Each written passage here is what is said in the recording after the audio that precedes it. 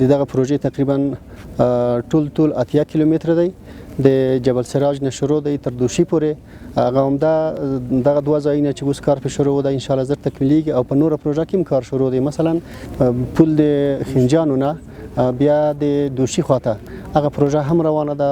موږ ته وعده راکړې چې ترڅو چې هوا دومره سختيږي چې کار بند شي ترغه وخت به موږ 15 کیلومتره اسفالټ قریب وکړو.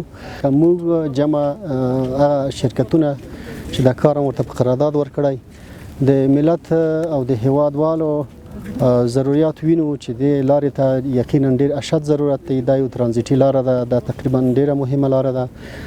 یو سات چې دا بندیږي هم موږ ته ډیر زور راکوي ځکه چې د خلکو مشکلات هم موږ وینو، اقتصادي مشکلات هم د دې سره زیاتېږي. نو شپه ورځ هم شرکتونه موږ لګیا دي او هم د موږ انجنیران ورسره لګیا دي. کوشش کوو چې ډیر زر د کار د پروژه سرته ورسیږي. البته صرف د تونل برخه او د 14مې ګالرۍ برخه چې د مهم وو د سخت کالجمې د پرنده په نظر کې وو. د 14مې ګالرۍ کار خو به د کانکریټ عمده برخه ان شاء الله د سبا ورځ ختميږي.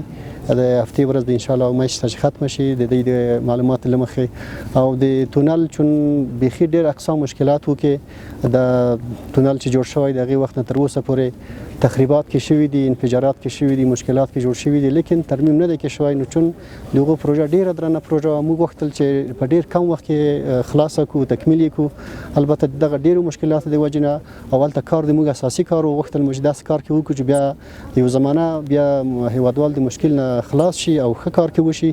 نو تر اوسه کار پاتې دی، البته ډیر کار شوی، ډیر کم کار پاتې دی.